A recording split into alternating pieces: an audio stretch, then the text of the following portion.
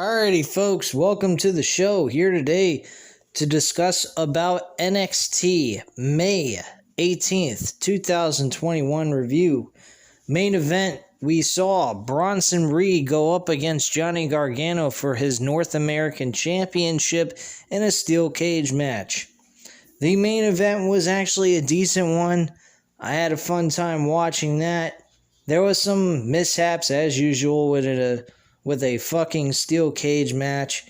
There was always outside interference, even though it's meant to keep the interference out of the match. The only company that has succeeded with this idea was AEW with the steel cage match between Wardlow and Cody Rhodes back in early 2020.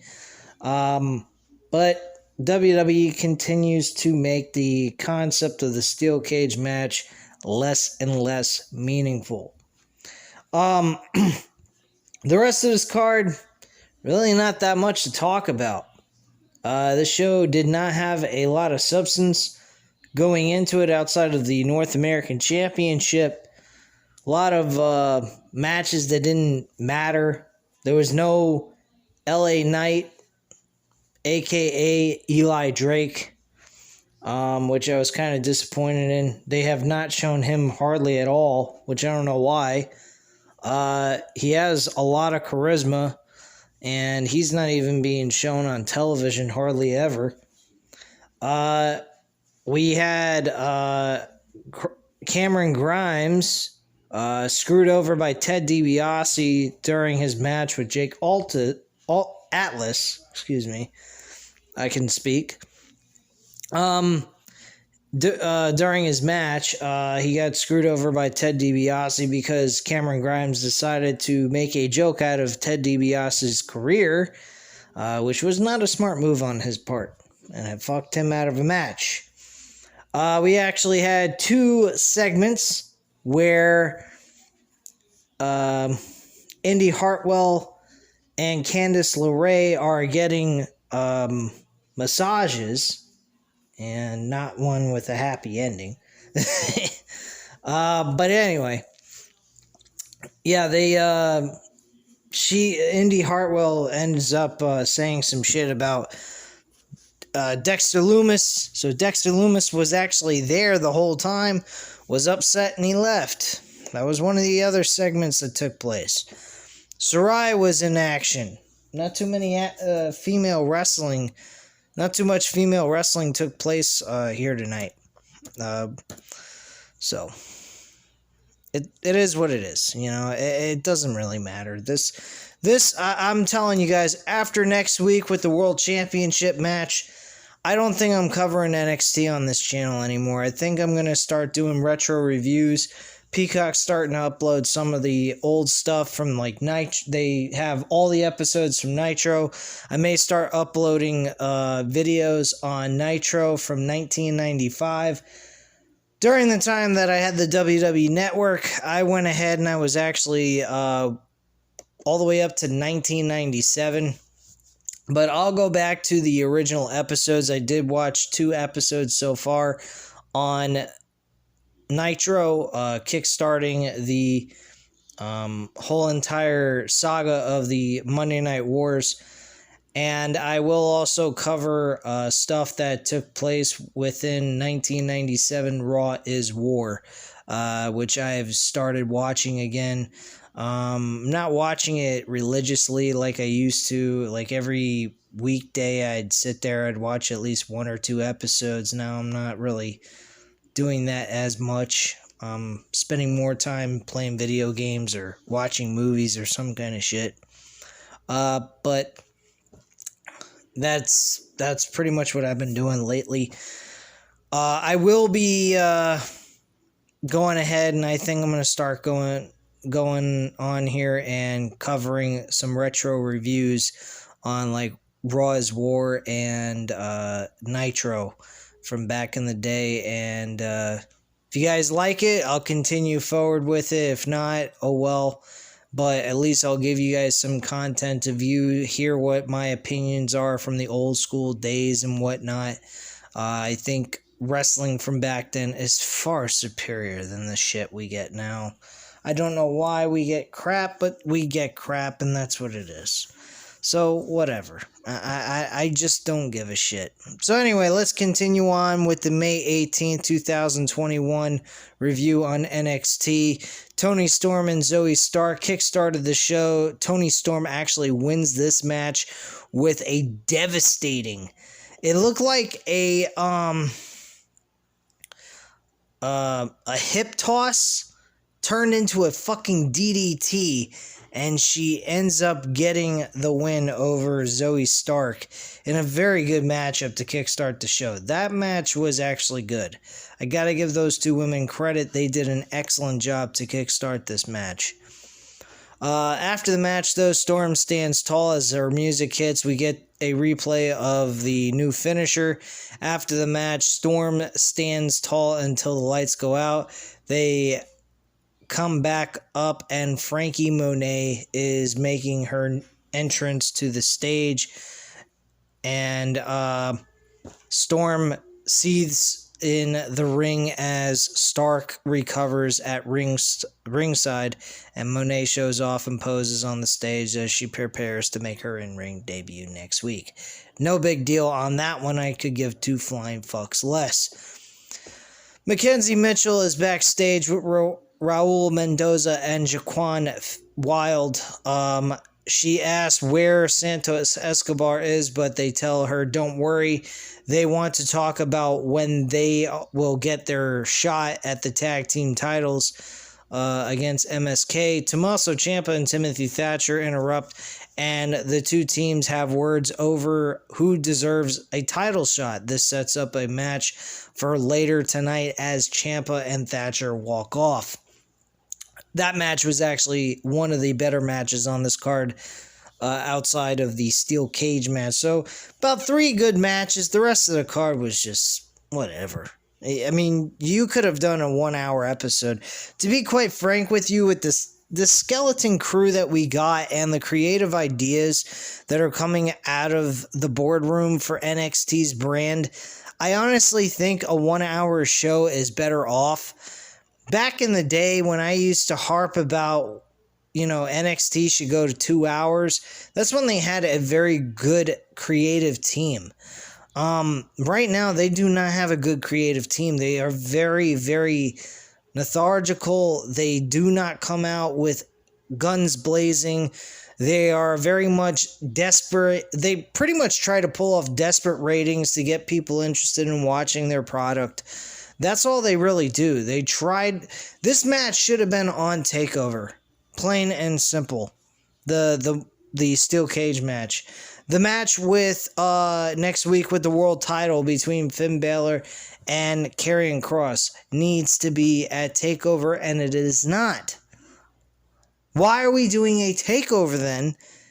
If these matches are coming up, this would be great for a Takeover card. I don't understand this logic here. You got Takeover taking place in June. In fucking June, okay? And it's on June 13th, I believe. Or June 12th, somewhere around there. Who fucking cares what date it was? But point being is, we got Takeover in your house, and yet you're going to tell me that's not... These matches are not qualified as something you could put on the fucking Takeover event? Give me a break. You gotta be out of your fucking mind to think that. So, that's just my feelings on that. I don't know how you guys feel about it, but I think that these matches that are main eventing NXT really need to be on Takeover, and we're not getting that. These have good builds going into them, and yet we're getting them on national television for nothing.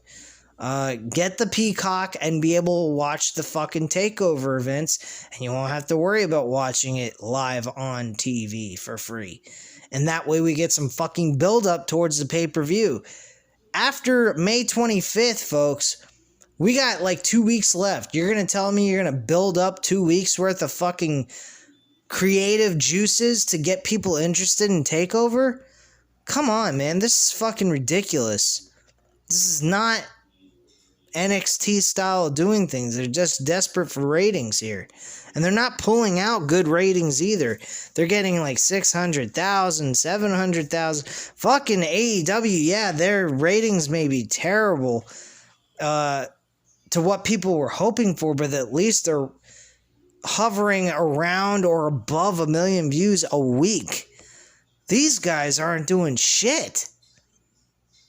They're as fucking dead as dead can get. Nobody fucking cares about NXT. Nobody gives a fuck about NXT. This is not a show to get excited over because they're not building towards a storyline going into a fucking pay-per-view event. This is terrible booking.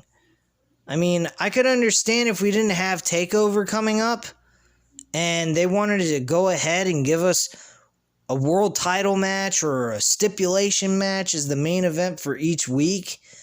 But you got 2 weeks after May 25th, and who's Karrion Kross gonna face? Is Bronson Reed gonna face fucking Johnny Gargano in a rematch? What the fuck is wrong with these people? This is not NXT of old. Bottom line, guys, this is real terrible shit. So we see Cameron Grimes arriving in the parking lot earlier today. He's tossed his keys to Jake Atlas and told him to park his car, but Atlas gave him the keys back and said WWE Hall of Famer Ted DiBiase is the only one with a parking spot up front. This caused some of the other recruits standing around to laugh, and Grimes says Atlas probably thought that was funny, but what will be really funny is he kicks Atlas's ass later on tonight. So this brought about a matchup between these two, and I've already explained what happened there. Whatever. This is...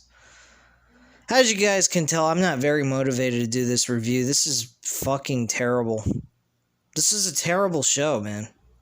Anything on USA Network is fucking terrible. I don't know if it's the USA Network coming up with these ideas for WWE, or maybe WWE is fed up of USA Network. They're not giving a shit as much to put a creative effort into it to make a better show. But whatever they're doing, it's not working. It really is fucking terrible. I heard the reviews from a couple of people on YouTube stating their feelings about it, and they felt it was absolutely terrible as well. Like, Monday Night Raw is probably the worst show going. And I know I said last week I probably would cover Monday Night Raw for you guys and make fun of it, but I just couldn't bear to sit through 3 hours of fucking... I don't care if I can skip commercials or not. I just couldn't imagine myself sitting through 3 hours of that shit and watching it and then coming on here and reviewing it the next day or the same night at 11 o'clock at night. I'm sorry, guys. I just can't do it. I'd rather go ahead and watch something that's 20 plus years old and come on here like 8, 9 o'clock or something like that and give you guys a full-fledged review. Hell, I may even do these live. You never know. I will address that when it comes to the time that I do this, but more than likely they will be uploaded for the time being. But I gotta be honest with you guys. I am not impressed with these fucking shows. It's just mind-numbingly boring to watch this crap. Really, it's fucking terrible.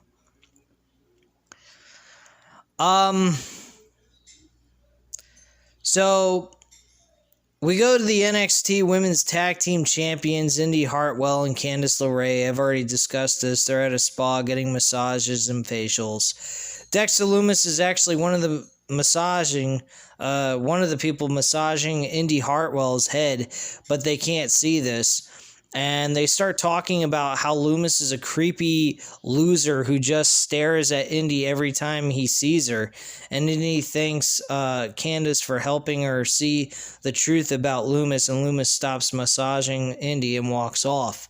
So this is leaving some friction between the two, which I'm kind of happy about.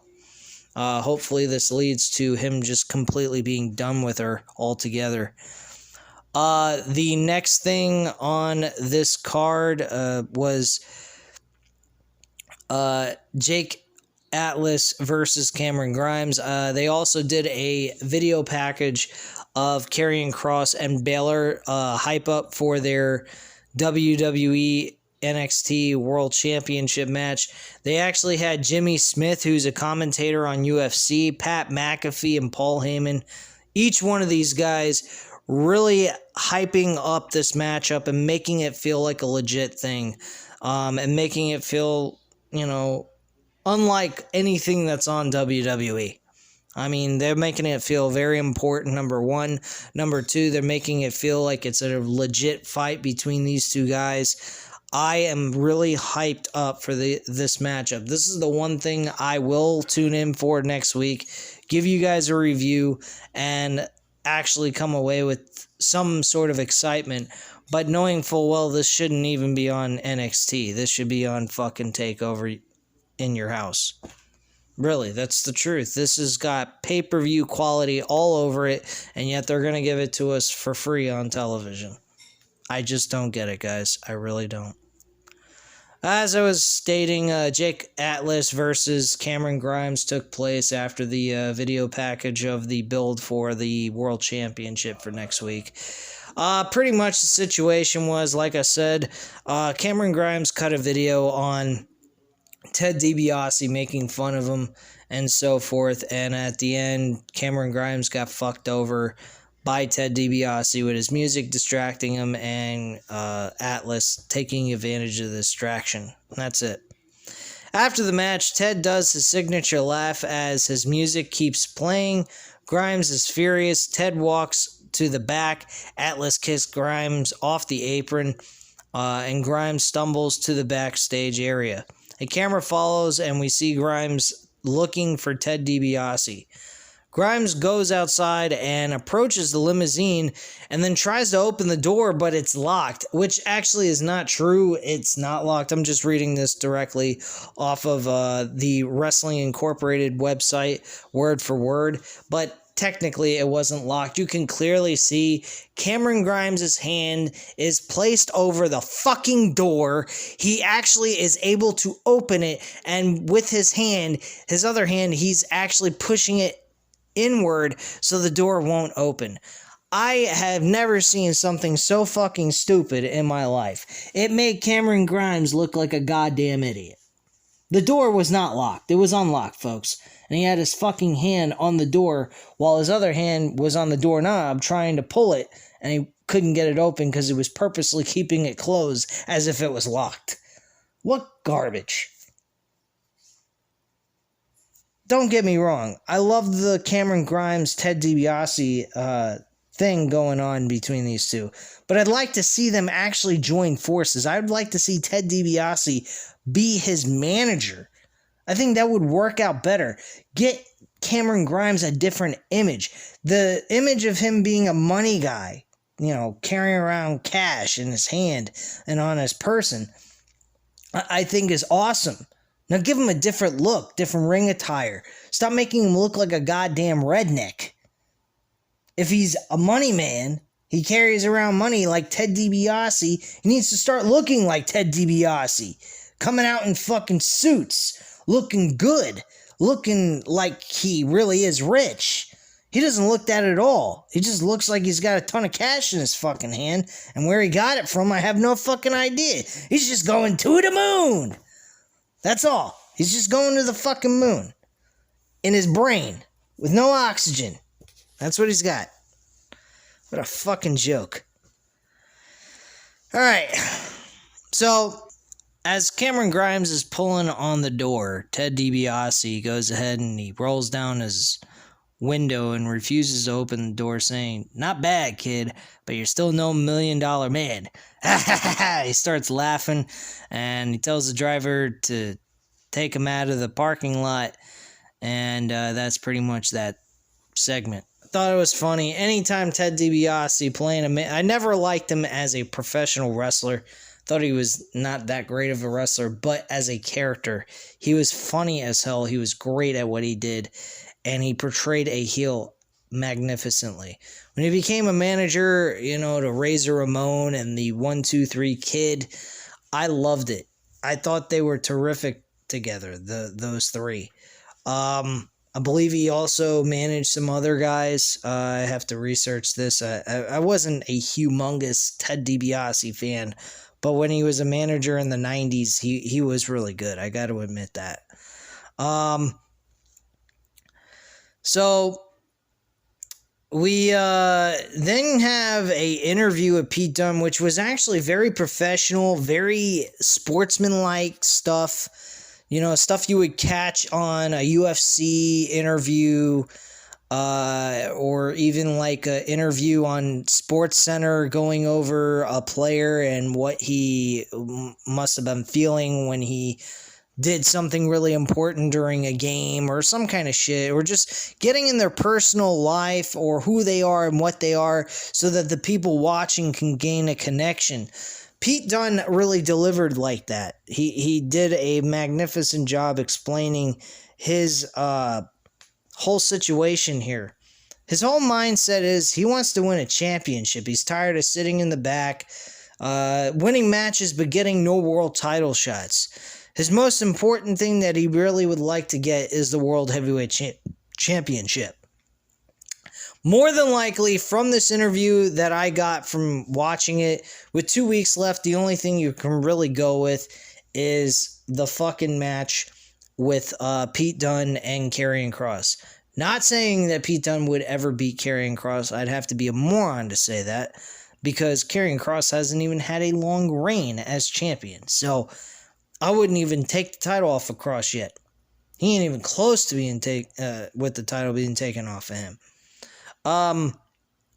But they go over a lot of different stuff, like his, his wrestling ability. He also talks about respect and how he came up with his physical style. He's talking about Fit Finlay was actually an influence on him when he became a wrestler, and he says he tries to make it more violent with the style that Finlay used to do, and try to make it even more violent than he did. Dunne is also asked about setting goals and where he sees himself in 1 year, then 5 years. He used to set goals, but now he's just taking opportunities. Goes on and says at this point in his career, it's time to win the NXT World Championship. And that's basically the end of the interview at that point. I really liked this promo. I thought it was well done. Very professional. It felt like a legit sportsman-like interview. So I really enjoyed this. Alexander Wolf versus Killian Dane. I did not care for this match at all. It didn't even last but maybe 5 minutes if it was lucky. Killian Dane won the match. Alexander Wolf was ganged up on and beaten by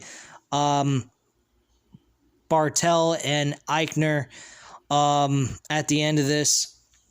After the match was over, they're fed up of him, so they kicked him out of Imperium, I guess, at this point. Mackenzie's actually backstage with Dakota Kai and Raquel Gonzalez. She asks in the trainer's room with Mercedes Martinez having a show of respect with Gonzalez. Kai actually says they saw the comments, so Mackenzie should stop trying to stir things up. There was actually a difference of opinion between Raquel Gonzalez and Dakota Kai at one point after the match was over. In their own private time, they actually had some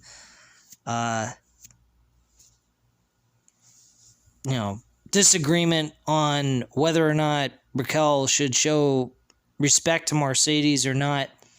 But at the end of the day, it is what it is.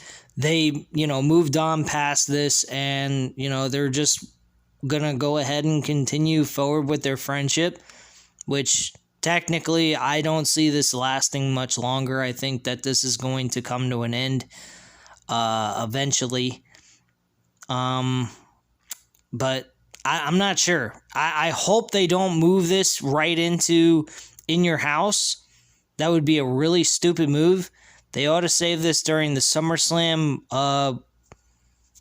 like in August or something. I really miss having NXT takeovers during the same weekend as the actual main roster pay-per-views. I really do. And I miss it being on Saturdays. Because I understand a lot of people like it being on its own show. But I actually like when NXT used to show up WWE and show how a fucking pay-per-view is supposed to be done and making them look pathetic. And that's probably the reason why NXT's gotten their own Sundays to perform and do their pay-per-views. So that would be my assumption on that. But anyway, their interest is now the NXT Women's Tag Team titles. And Everrise interrupts and they plug their Saturday social media show, Everrise Live, which God help us all if anyone wants to watch that shit. I don't know why anybody would care. So they joke around with Gonzalez and she slaps Matt Martel in the face, knocking him down, and Kai and Gonzalez walk off laughing as Chase Parker helps him up. And that's it. Tommaso Ciampa and Timothy Thatcher actually defeat, wait, no, they don't defeat, excuse me. Legado del Fantasma win this match because the grizzled young veterans actually get involved in this matchup and cost them the match at the end. Tommaso Ciampa gets attacked by the grizzled young veterans. He gets his chest smashed right into the fucking apron of the ring. Really hard. Then he's thrown in the ring, and there's a double team on Ciampa and slamming him into the edge. Oh, I'm sorry, that's something I already mentioned. The referee actually didn't see the attack, and Wilde and Mendoza follow up with a double team to Ciampa, and Mendoza covers for the pin to get the win in the middle of the ring. And that's pretty much that. So after the match, Wilde and Mendoza celebrate and make their exits as Ciampa and Thatcher recover.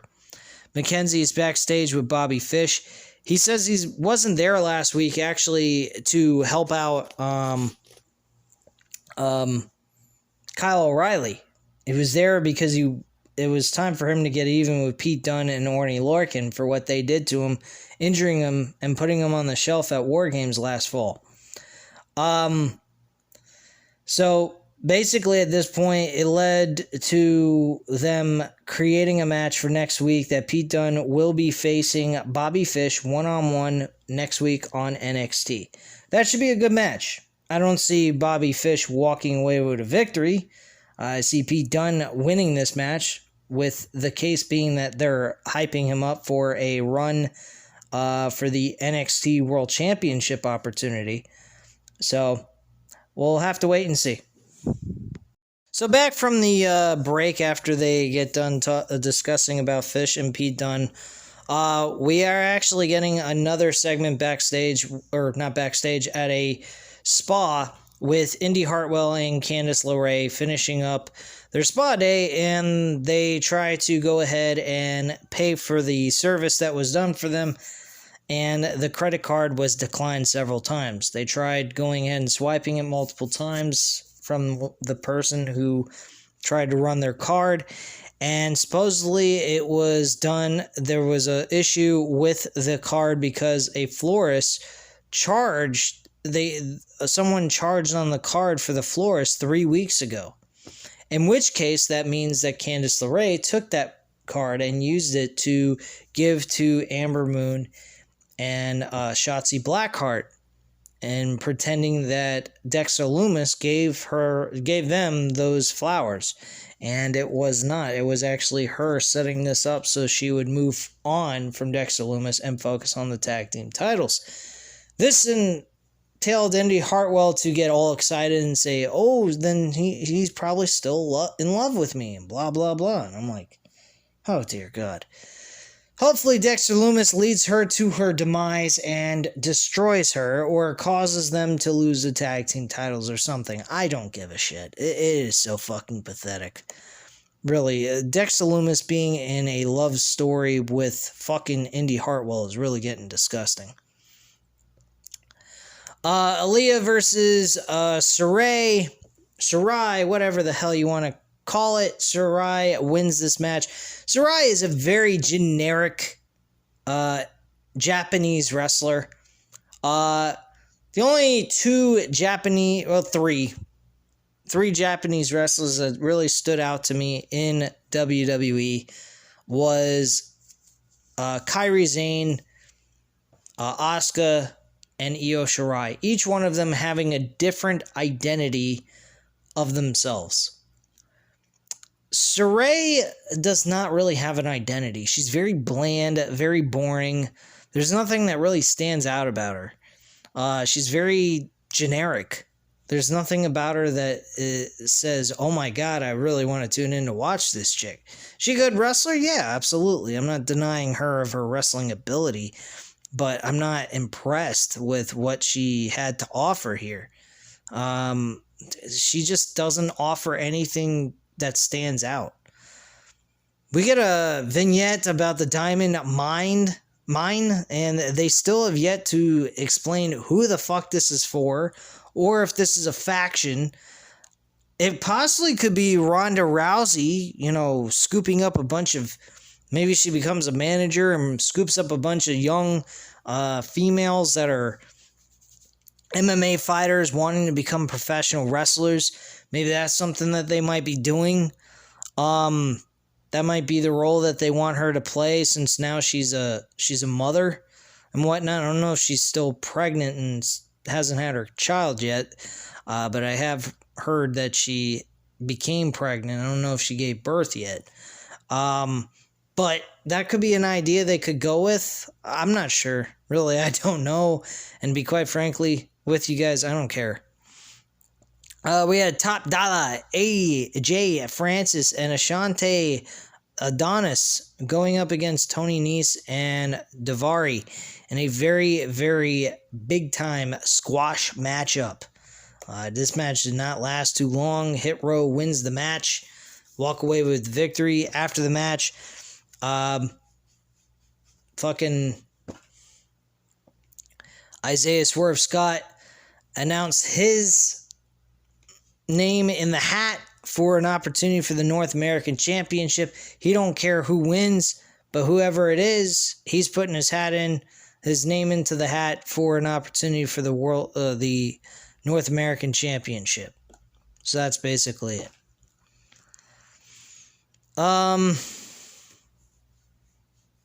Small little segment with Legado del Fantasma becoming number one contenders and being able to challenge for the tag team titles 2 weeks from now. So they'll be getting a tag team title match. Why that is not taking place at Takeover, I have no idea. I don't even know why they have Takeover taking place at all. Why don't they push it back to like August or late July or something? This is fucking ridiculous. Anyway, so the main event, North American Championship on the line. Bronson Reed, Johnny Gargano, the champion, going in. Very entertaining matchup, hard-hitting shit. A lot of good, impactful things took place in this matchup. Both of these guys gelled very well together. I really like Gargano's in-ring wrestling ability. The thing that I am not liking is his heel run. I have not liked his heel run at all. Some people actually like his heel run. I don't. I think he's over-the-top ridiculous and god-awfully stupid. I really do not like him as a heel. He doesn't come off like he comes off like a Sami Zayn, and God help us all, Sami Zayn has been absolutely terrible as a fucking heel. He's another one that does not need to be a heel. These two guys are like Daniel Bryan's, they're underdogs, they're guys that need to work their way and fight their way to become a champion. And that's the way Johnny Gargano was successful. Every fucking thing he's done in NXT that's been impactful has been more impactful as a face, not as a heel. His heel run has been comical and trying to be funny. And that's pretty much all that Johnny Gargano's heel run has been, a complete, utter joke. Wrestling-wise has not changed for him. He's been very good in the ring, but heel run has not been serious. I don't take him serious, and I don't find him to be at a level that he was as a face. He ain't even close to a Roman Reigns or a Kenny Omega or any other major heel that you can think of in professional wrestling. At the end of the day, Bronson Reed won this match by pinfall in the middle of the ring with a tsunami splash, getting the 1-2-3 and ending the match. He becomes the North American champion, and that is the end of that. Match ends. He stands tall in the middle of the ring as there's some pyro that goes off. Reed's getting emotional and starts crying as he raises the title in the air and continues to celebrate as NXT goes off the air. And that's pretty much that. That's the show in a nutshell. Nothing special. Just a nice ending to a good match with Bronson Reed. Happy for him getting the victory. But at the end of the day, guys, was it really all that necessary to put this on television instead of putting this on Takeover? I think this should have been on Takeover. It would have been a lot more impactful. It had a massive card around it. At the same time, I can understand why they put this on as the main. It got the opportunity to be the main event of the show, which I understand. But still, it still would have been just as good being on Takeover in your house than it would have been being on television. But anyway, that's really all I have to say at this time, guys. You know what to do. Hit the like button if you like this video. Hit the subscribe button if you're not already subscribed to the channel. And leave a comment down below. I'll definitely get back to you on that. And I thank you guys very much for watching. Have a great night, guys. Bye.